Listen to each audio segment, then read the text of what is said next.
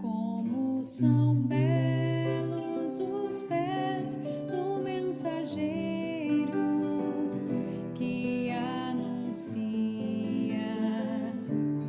a paz. Como são belos os pés do mensageiro que anuncia o Senhor. Ele vive, Ele reina, Ele é Deus e Senhor. Ele vive, Ele reina, Ele é Deus e Senhor. Muito bem, sejam bem-vindos, sejam bem-vindas à nossa reunião do módulo 2, o batismo e o sacramento da igreja, né? O batismo como sacramento da igreja. Na reunião anterior, falamos sobre o batismo de João e o batismo de Jesus. Hoje vamos analisar o batismo a partir do Evangelho de Marcos. Nós vimos o batismo na perspectiva, no olhar de João, o Ecusã. Vocês lembram disso? E Marcos começa o Evangelho falando do cumprimento da profecia de Isaías. Sempre é o nosso texto de referência, é a Bíblia pastoral. Então é Marcos 1, 2, 3, não dá para errar. Né? Então começa logo no texto de Marcos 1, 2, 3, uma mensagem muito interessante. E está escrito, está assim, né? Marcos 1, 2, 3. Versículo 2 começa assim. Está escrito no livro do profeta Isaías: Eis que eu envio o meu mensageiro na sua frente para preparar o teu caminho. Esta é a mensagem de Deus Pai na boca do profeta Isaías. Lembra que Deus fala através da boca dos profetas. A gente viu isso em Amós, Amós 3,7.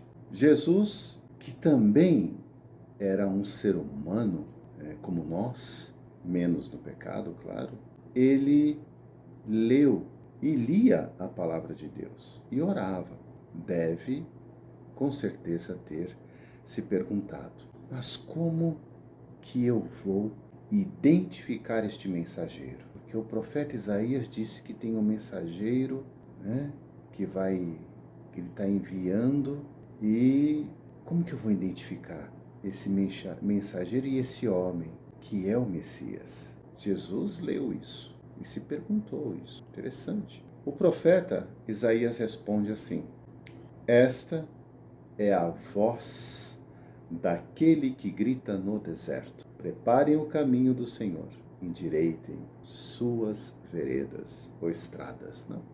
Em alguns está veredas, em outros textos estradas. Então, como é que você identifica esse profeta que está anunciando o mensageiro da paz, que é Jesus, o mensageiro da paz? E o profeta está anunciando esse mensageiro. Como que eu identifico esse profeta? E aí está lá a voz daquele que grita no deserto. Então, o profeta João Batista é a voz do profeta que grita no deserto. Então, no versículo seguinte, o Marcos, o evangelista revela assim: e foi assim que João Batista apareceu no deserto. Olha lá no versículo 4, ele fala isso. E foi assim que João Batista apareceu no deserto, preparando um batismo de conversão para o perdão dos pecados. E fecha a missão de João Batista. Essa é a missão de João Batista, né? Fazer um batismo de conversão para o perdão dos pecados. E pregava, está lá no versículo 7, e pregava: depois de mim vai chegar alguém mais forte do que eu, e eu não sou digno sequer de me abaixar para desamarrar as suas sandálias. Então temos aqui um elemento da cultura judaica, que se a gente não tomar cuidado, passa despercebido, né? Temos aqui uma prática cultural interessante. Desamarrar as sandálias e lavar os pés era uma prática muito humilde que uma pessoa exercia no serviço de uma casa. Então, é uma prática muito humilde. E uma vez eu fui trabalhar com meu avô e fui desentupir uma fossa, né? E era um serviço muito desagradável, assim, né? Que você tinha que desentupir fossa, um cheiro horrível, né? Então, é um serviço difícil. E lavar os pés e desamarrar a sandália, naquela época, era um serviço difícil também. Meio humilhante, assim. E vamos ver um desfecho dessa passagem, dessa mensagem do lavar os pés e do desamarrar, a gente vai ver lá na Santa Ceia. Mas não é agora, lá na frente. Muito bem. Então nós não podemos esquecer que João Batista está na Judéia e é muito respeitado e legitimado pelo povo como um profeta, né? Agora é interessante, porque ele não se coloca acima de Jesus, ele se coloca abaixo de Jesus. Só que o povo coloca João Batista acima, porque ele é um grande profeta. E mesmo assim, João Batista, ele se coloca abaixo. É interessantíssimo isso. E ele fala assim: eu batizei vocês com água, mas ele batizará vocês com o Espírito Santo, que foi a nossa reflexão de semana passada, né, da aula passada. Então Marcos, ao ler o profeta Isaías, ele entende que esse profeta é João Batista, que anuncia o mensageiro da paz. Que João Batista é a voz que grita no deserto. É a voz do profeta que grita no deserto. Então, eu já falei sobre o deserto, né, uma vez, sobre a questão simbólica, mas na próxima reunião voltaremos na compreensão do que seria este deserto. O deserto, ele é muito rico simbolicamente, né? O conhecimento de deserto é fundamental para nós. E João é aquele que prepara o caminho do Senhor. Esse é um outro ponto muito, muito importante. E Senhor aqui é com letra maiúscula, não é com letra minúscula, não. O Senhor aqui é no sentido de o nosso Senhor, o Deus, né? Tem o Senhor Javé, e aqui este Senhor é o Filho de Javé, né? O Filho de Deus. É deste Senhor que João Batista está falando, né? E que a Sagrada Escritura fala através da boca dos profetas, anuncia. Então hoje vamos analisar o batismo como sacramento da igreja. Para começar, é muito importante a gente considerar que a língua predominante no Império Romano, principalmente nas suas províncias, não era o latim, era o grego. Então tem que ficar muito claro isso para nós. A gente vai entender se um dia falar para vocês e dar um curso sobre cartas de Paulo.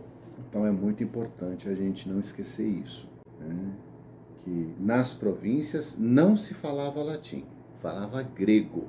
Grego era a língua como o nosso português aqui. A gente encontra um ou outro que fala inglês, mas a maioria fala português, né? E não é o português de Portugal, é o português do Brasil, que é diferente. Então, todos vocês sabem que os evangelhos foram escritos na língua grega. Isso já não é novidade para vocês, todos vocês sabem disso. Porque depois do império do Alexandre Magno, o Alexandre o Grande, razão pelo qual meu pai me colocou esse nome, toda a região falava o grego. Por exemplo, no Brasil, falamos a língua portuguesa porque fomos colonizados pelos portugueses. No Benin, se fala francês. Na Nigéria se fala inglês, né? Então, o continente africano é muito interessante.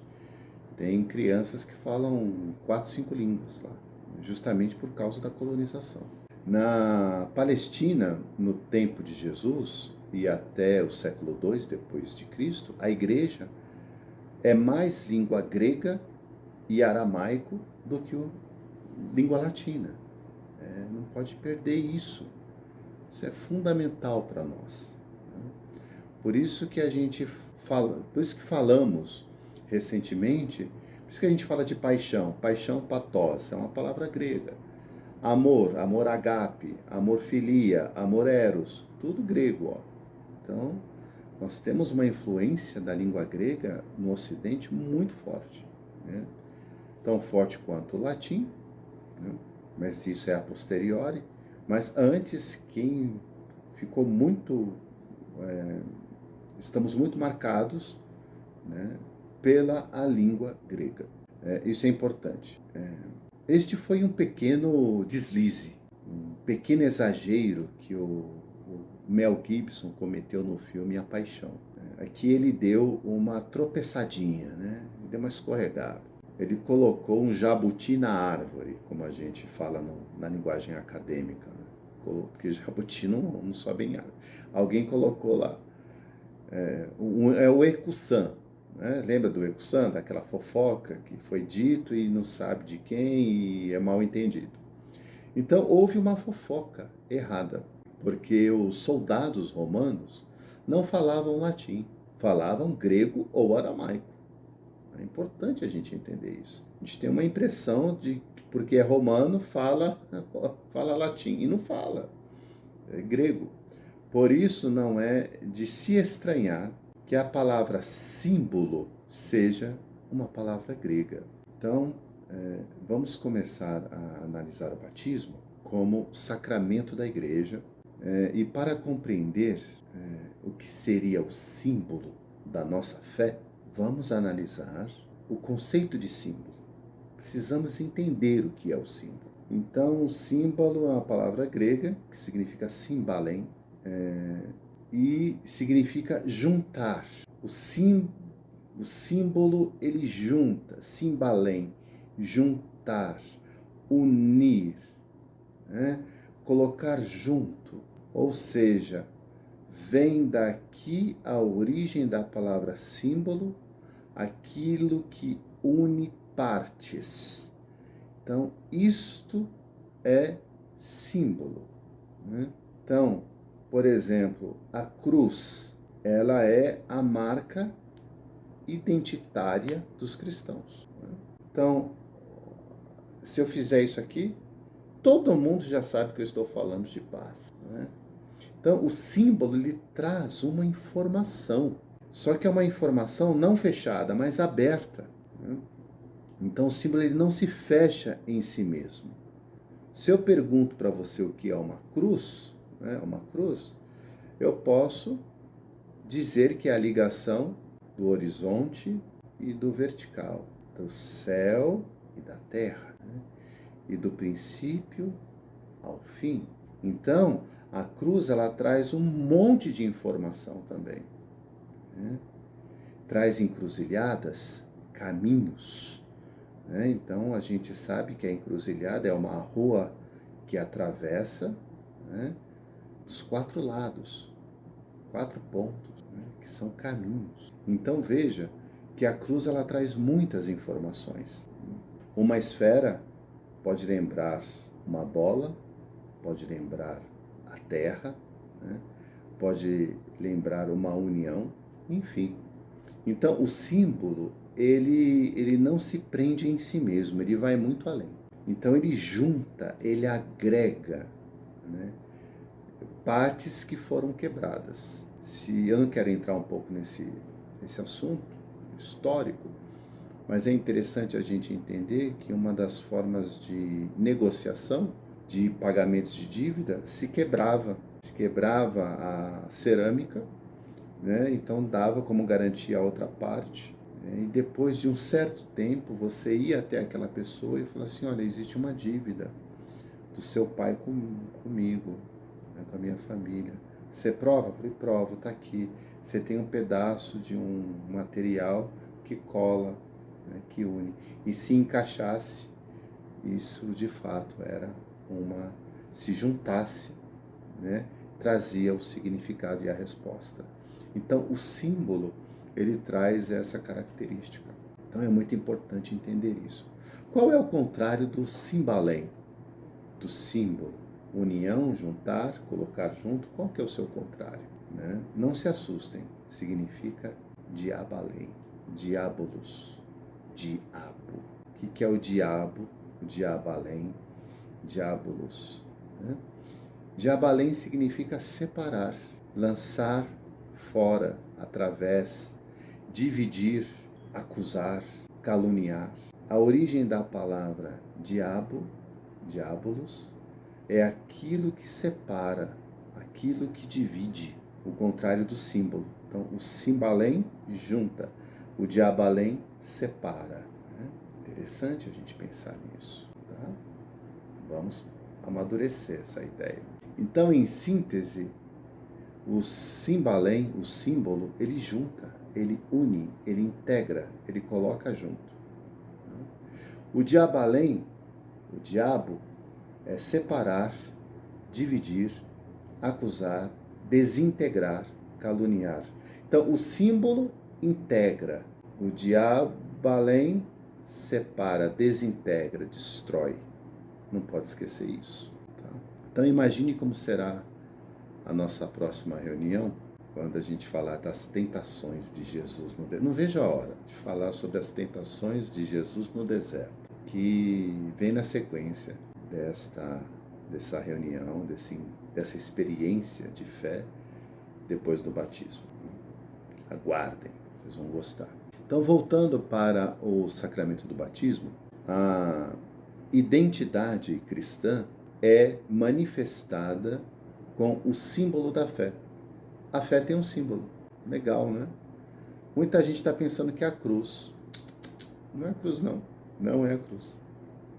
Também não é o meu anel de Tucum aqui, ó. Não é. Não é isso que é o símbolo da fé, da nossa fé. Qual é o símbolo da nossa fé? Que professamos nossa identidade cristã. Pensa aí um pouquinho, enquanto eu bebo água. Qual o símbolo da nossa fé?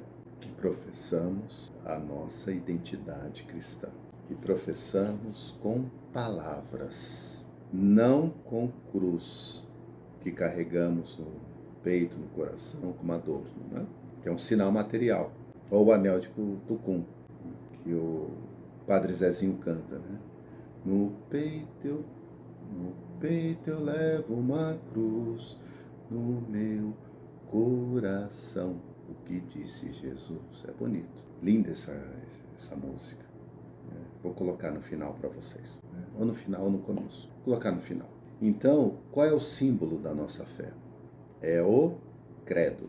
Creio em Deus Pai Todo-Poderoso. Então, ó o símbolo. Eu acredito num Pai que é Todo-Poderoso. Em Jesus Cristo, seu único Filho. Ó, o Filho. Que foi concebido pelo poder do Espírito Santo. Olha lá, ó. Tá vendo? Então, o credo, ele é o símbolo da nossa fé. Eu gosto mais do credo niceno-constantinopolitano. Ó, é um trava-língua. Niceno-constantinopolitano.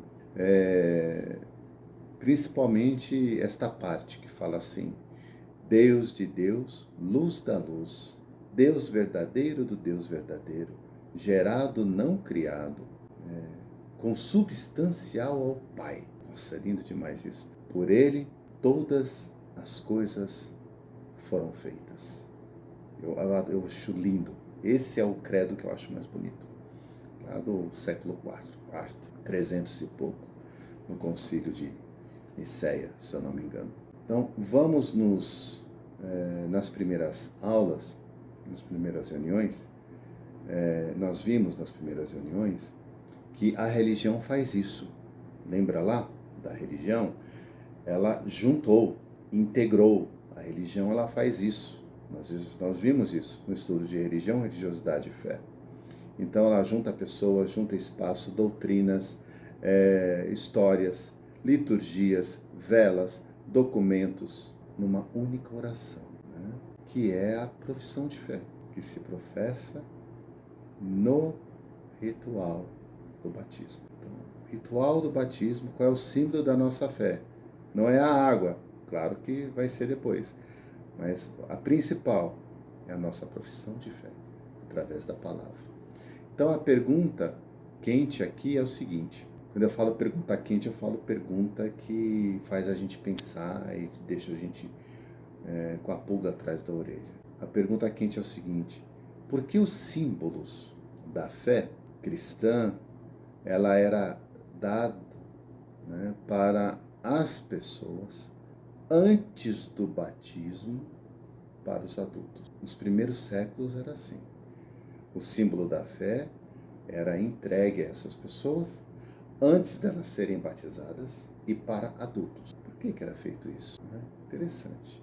Daqui a pouco a gente vai saber. Sobre isso eu volto nesse assunto. A questão é que até hoje o padre pergunta para os pais e para os padrinhos. Eles falam assim: vocês acreditam em Deus Pai Todo-Poderoso? Aí todo mundo responde: sim. Vocês acreditam em Jesus Cristo, seu único Filho? Olha lá, profissão de fé, ó. Símbolo da fé, ó. Aí todo mundo responde: sim. Vocês acreditam no Espírito Santo, na Santa Igreja Católica Apostólica Romana, na comunhão dos santos, na remissão dos pecados, na ressurreição da carne e na vida eterna? E todos respondem: sim. Então o padre diz assim: esta é a nossa fé, a fé da Igreja, recebida pelos apóstolos, por isso que ela é apostólica, e com alegria proclamamos. Então, depois disso, muito bem, o padre diz assim: vocês querem que seu filho ou sua filha seja batizada na igreja que acabamos de proclamar? E aí todo mundo responde: queremos. Assim, o ritual do batismo é feito. Então, a gente vai analisar o sacramento na igreja, o batismo na água e o batismo na fé. Então, a gente vai dar essa aprofundada mais ainda, mas agora como sacramento, né? Vimos lá em João Batista, vimos em Jesus, mas agora a gente vai ver como sacramento da igreja. Então, a relação do batismo na água e na fé é fundamental. Por quê? Porque batizar na água supõe batizar também na fé. É interessante isso. Então, a fé não é uma simples compreensão de palavras. Não. Não basta você decorar o credo, como aparece no Evangelho de Marcos, 10:22, na passagem do jovem rico. Olha que interessante. Eu acho essa passagem lindíssima, lindíssima. Fala assim: quando ouviu isso, o homem ficou abatido e foi embora, cheio de tristeza, porque ele tinha muitas propriedades.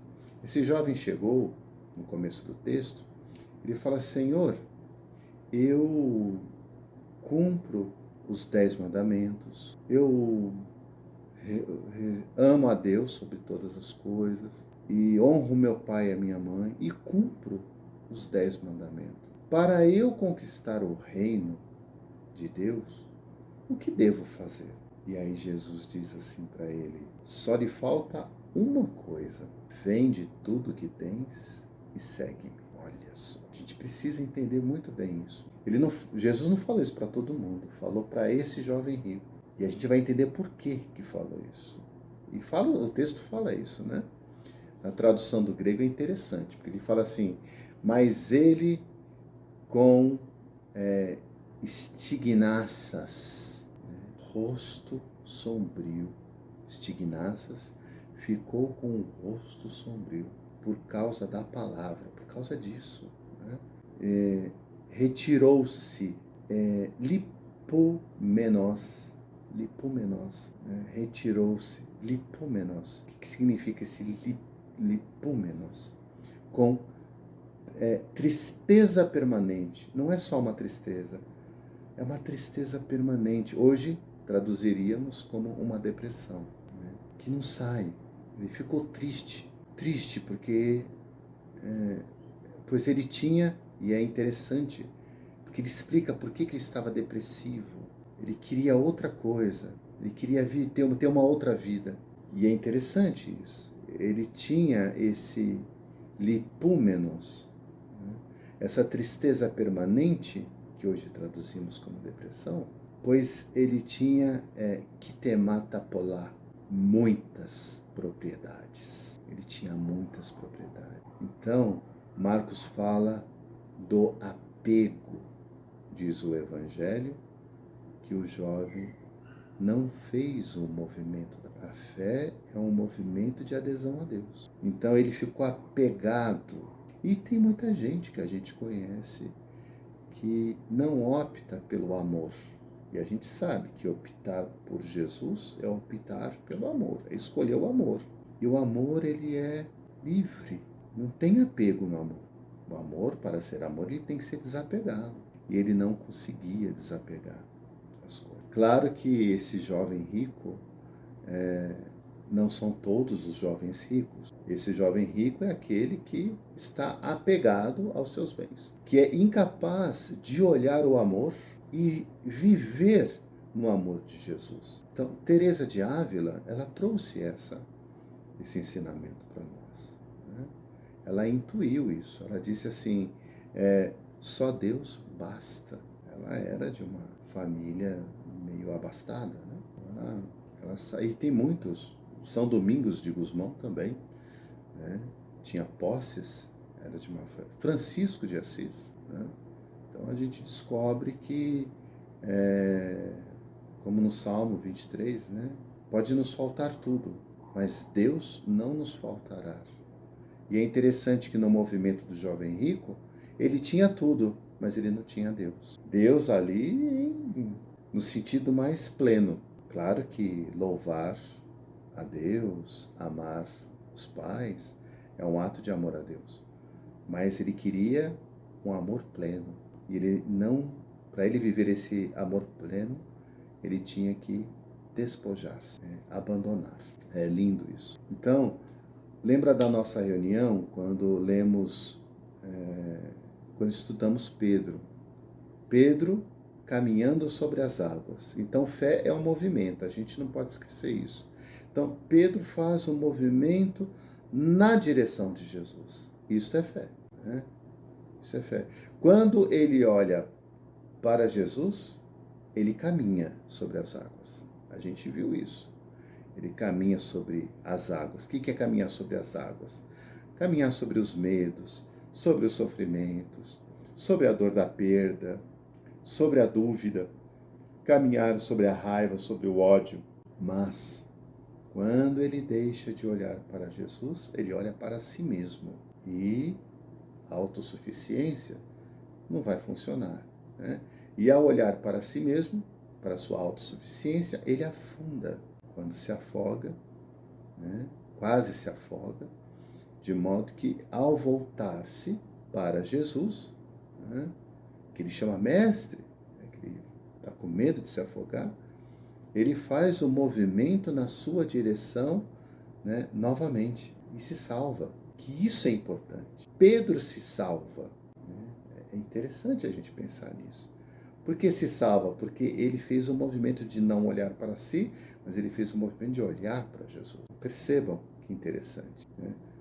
Então nós temos batismo, água, movimento, fé. É igual sacramento. Não podemos esquecer isso. Repito, batismo, água, movimento, fé, é igual sacramento. Então, a tua fé te salvou, ou o seu movimento te salvou.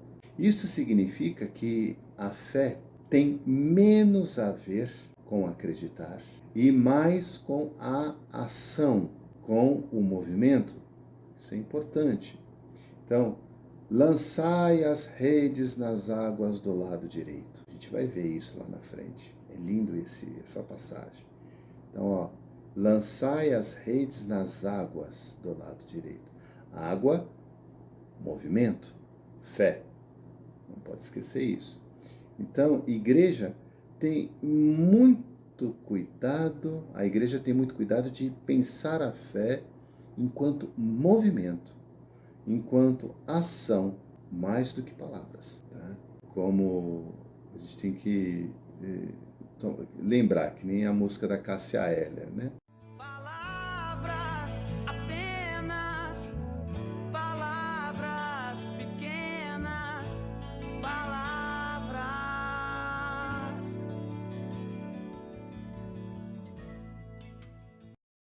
Muito bem. Então, voltando, batismo, água, fé, sacramento. Então, ter fé não é saber o credo de cor. Né? Repito, ter fé não é saber o credo de cor, decorado, né? Mas decor, cordis, né? Corde, que no latim significa coração. O que é decor? Decorar significa decoração. O que é uma coisa decorada? É uma coisa decoração. Ó, oração, decor, decorada. É uma coisa que vem lá do coração. Então, não é no sentido simples, é no sentido mais profundo aqui que a gente tem que entender. Quando que o credo decorado foi e é importante? Quando que isso aconteceu na igreja?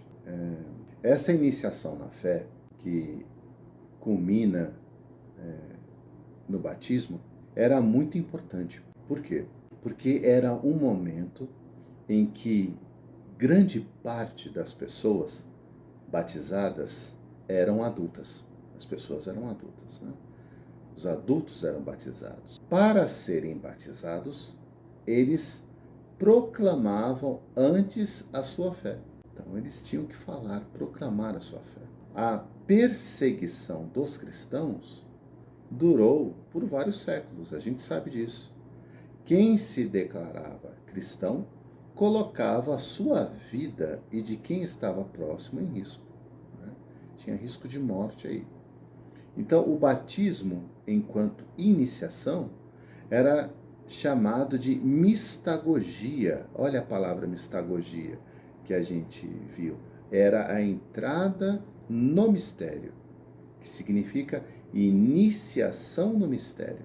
Então, quem está se preparando para batizar, o que nós estamos fazendo agora? Nós estamos fazendo uma entrada neste mistério. Então, desde o começo das nossas reuniões, nós temos feito essa entrada no mistério, essa mistagogia, muito importante. Então, era realizada na semana da Vigília Pascal, que vamos chegar em breve aqui. Por isso que é importante estar muito atento, porque pode ser que o padre chegue e fale assim, tem alguém aí que gostaria de ser batizado, para a gente aproveitar aqui a semana da Vigília Pascal? Pode falar, né? Eu entendi o batismo. Então, se você realmente era um cristão naquela época, você proclamava a sua fé. Mas atenção, decorar é fácil. Falar a profissão de fé é simples. Então, para provar mesmo que você era cristão naquela época, a pessoa deveria responder a algumas perguntas para o bispo, para dar ciência da sua profissão de fé. Então você passava por uma sabatina, por uma entrevista. Era interessante as perguntas, né? O bispo perguntava assim, acreditas em Deus? E aí a pessoa dizia sim. Aí ele falava, quem é Deus para os cristãos? Aí a pessoa falava, Deus é Pai, Filho e Espírito Santo para os cristãos. Ah, interessante. E a cada pergunta, o bispo ia entrando no mistério e ficando mais difícil. O bispo falava assim, o Espírito Santo é uma pomba? Aí a pessoa respondia: não, o Espírito Santo desceu sob a forma de pomba. E é uma metáfora para explicar a mansidão, a generosidade, a calma, que são atributos do Espírito Santo, que João Batista está lá no texto, que viu sobre a forma de uma pomba. Aquele espírito tranquilo, calmo, generoso, cheio de amor. Né? Então, a pessoa que Aí ele fazia mais uma pergunta. A pessoa que é submergida na água significa o quê? Essa já era uma pergunta difícil. Aí a pessoa dizia: o batismo da sua morte. A água simboliza o renascimento para a vida. Aí o bispo falava: muito bem, você pode se considerar um cristão. Essa é a fé que você quer professar? Sim, senhor. Vai ser batizado. Pronto, está aprovado. Pode batizar esta pessoa como cristão. Era assim, lá atrás. Então, a água seria um afogamento, onde não respiramos, porque falta-nos o ar. Então, olha que interessante o símbolo da água para nós. E se falta ar, a pessoa morre. Então, presta atenção, ó. Mergulha, a pessoa não respira, não consegue respirar embaixo d'água. Ela pode morrer, afogada. Então, esse batismo é uma espécie de afogamento, é um símbolo do afogamento, porque falta o ar. E olha que interessante, né? A pessoa, ela faz o símbolo de morrer, é como se estivesse sendo entregue à morte. Aqui a gente vai entender por que o batismo acontece justamente na Semana Pascal, que Jesus se entrega, né, também à cruz. E então, no batismo, a pessoa passa por um afogamento simbólico, né, para depois retomar, né, retornar para o mundo recebendo o ar. Este é o Ruá, o sopro divino, o ar, o Espírito Santo que está em nós, que não pode faltar. Olha que interessante, como é bonito isso. E que eu citei na nossa reunião passada lá no livro do Gênesis. Lembra lá no livro do Gênesis 1:2, né? Veruach Elohim mereshif al penai hamahim. Este movimento de mergulhar, o Espírito que estava sobre a face de águas, é uma réplica do renascimento na hora do parto. Não tem a criança que bebe água do parto, né? Então, veja que interessante isso. É aqui que se dá o batismo como sacramento da igreja. Então, dito de outra forma, o sacramento é um sinal de amor de Deus que a igreja oferece para a pessoa. Então, a igreja, neste momento, é como uma maternidade. É bonito isso, né?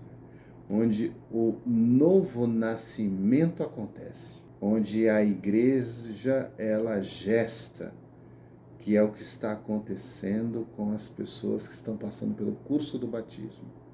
É o que está acontecendo com as pessoas que estão passando pela formação da Eucaristia. É o que acontece com as pessoas que estão passando pela formação do Crisma. A igreja, ela vai gestando, ela vai cuidando, ela vai formando. Então, é uma maternidade a igreja. É como se fosse um útero feminino, né, que acolhe seu filho, amamenta, dá atenção, amor, carinho, afago, para que esse espírito, né, venha à luz, que a gente já vai falar de luz. Então, fazer a profissão de fé é aceitar e estar em movimento na direção do quê? Na direção de uma realidade que tem a fonte no amor de Deus. Estamos indo em direção de onde? estamos aonde, né? Em qual direção e o que tem essa direção, o que tem lá nessa direção. Tem uma fonte, que é o amor de Deus. Isso significa que diante do amor de Deus não existe nenhuma força que possa ser comparada com Ele. Nenhuma força pode ser comparada, pode ser maior do que Deus, do que o amor de Deus, que é Pai, que é Filho, que é Espírito Santo. Então, a origem do símbolo da fé está no Evangelho de Mateus 28:19, que fala assim: portanto, está lá no finalzinho, né? Depois que Jesus, no período da ressurreição dele, no final, quando ele vai embora, diz assim: portanto, ide, fazei discípulos de todas as nações. Ide, fazei discípulos de todas as nações, batizando-os em nome do Pai, do Filho e do Espírito Santo. O batismo está aqui, está nesse trecho, no finalzinho do Evangelho. E é esta fidelidade à palavra de Jesus que é incorporado no batismo. Então, o nome do Pai, do Filho e do Espírito Santo. É desta maneira que os cristãos vão entender quem é Deus. É desse jeito que os cristãos entendem quem é Deus. Então, foi assim que a igreja entendeu que o batismo não é somente um rito de purificação. Tá vendo? É muito pobre no sentido de pouco, de escasso, né? Então, não é um rito de purificação apenas, só, limitado. Não basta tirar a mancha, não basta limpar-se, não basta lavar as mãos. Tu come com os fariseus e não lava os fariseus falavam, né? Tu come com os publicanos, com os pobres, com os ladrões e não lava as mãos. Então não basta tirar a mancha, não basta limpar, porque esse batismo, que é em água no Espírito do sacramento do batismo de Jesus, do amor de Jesus, é um rito que não é só de purificação, que é muito pouco, mas é um rito de iluminação. Aí que é legal. Agora você vai entender por que tem a vela no batismo. Então, o batismo é um rito que nos ilumina por dentro. Uma iluminação que, através dessas palavras, nos iluminam por dentro. Através do Evangelho, nos ilumina por dentro. Então, manifestando o quê? O amor do Pai, do Filho e do Espírito Santo. É essa luz que as pessoas devem ver. É essa luz que Jesus fala, né? Que brilha a vossa luz, que está dentro de você, que é sua. Essa luz que é o Pai, o Filho e o Espírito Santo é sua, está dentro de você. É este rito de iluminação que vai possibilitar, né, de nós nos tornarmos nova criatura. Uma nova criatura. O novo homem que Paulo disse, né? Já não sou eu que vivo, mas é o Cristo que vive em mim. O homem novo. A graça de Deus, que já estudamos, se manifesta também através do sinal do batismo. Então, quando a criança nasce para o mundo, no batismo, ela nasce para o mundo de Deus. Então, a criança, ela nasce da barriga da mamãe lá, ela nasceu para o mundo. Então, a mamãe fala isso, né? Eu não crio filho para mim, eu crio filho para o mundo. E o que fala a igreja dentro do sacramento? Que é lindo, né? No batismo, ela nasce para o mundo de Deus, diferente, que é o que Agostinho disse, a cidade dos homens e a cidade de Deus. Então, o batismo é a passagem que nos coloca no reino de Deus. E é uma passagem constante, né? Ela está acontecendo a todo momento. Por isso a igreja, ela é mediadora da graça de Deus. Os sacramentos que ela nos oferece conduzem nesta passagem, dentro e fora da igreja, né? Então, somos chamados a testemunhar essa fé no mistério pascal de Jesus Cristo. O que é o mistério pascal de Jesus Cristo? Nascimento, vida, morte e ressurreição. Não dá para esquecer. O que é o mistério pascal de Cristo? Nascimento, vida, morte e ressurreição. Pedro nos chama de paroquianos. Alguém que tem a sua casa no meio dos estrangeiros. Olha que interessante. Paroquiano significa isso. Alguém que tem a sua casa no meio dos estrangeiros. Paulo nos chama de peregrinos, que é interessante. Peregrinos. Os cristãos são pessoas que estão caminhando. Nós não temos uma cidade permanente. Por isso a missão é muito importante, a ideia de missão. Como disse Santo Agostinho, a cidade de Deus é a cidade pela qual caminhamos. Estamos em busca constante. Estamos em busca dessa cidade de Deus. Por isso, essa inconformação que nós temos. Portanto, o batismo é o primeiro passo no caminho do cristão, no caminho cristão. Para chegarmos a esta cidade sem se sentir estrangeiro. Interessante. Então, a paróquia, o que é a paróquia? É este espaço onde se encontra esse povo estranho, né? Festa estranha com gente esquisita, né? Então, esse povo meio que estranho, para manifestar a sua fé. Claro, cada um com seu carisma, é interessante. Mas é um povo estranho, se a gente for ver, né?